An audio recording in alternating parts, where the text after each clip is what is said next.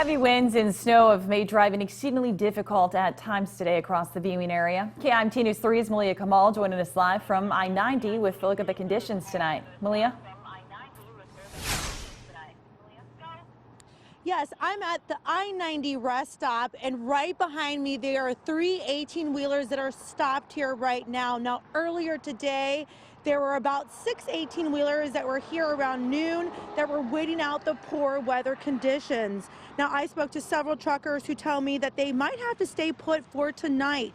Trucker Alan Blade says he's been driving trucks for 13 years and says these conditions aren't typical. Blade was forced to pull over because his wipers couldn't keep up with the snow. But he says the bigger problem was the road conditions.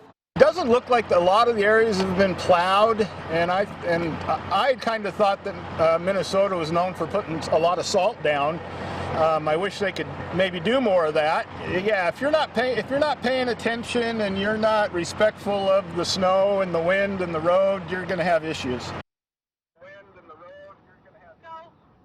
Now, Blade tells me that he was coming from Spokane, Washington, and on his way to Wisconsin. He anticipates that the poor weather conditions could triple his travel time. Live from I-90, Malia Kamal, KIMT News 3. All right, thanks, Malia. Hopefully the visibility increases out there tonight for folks hitting the road.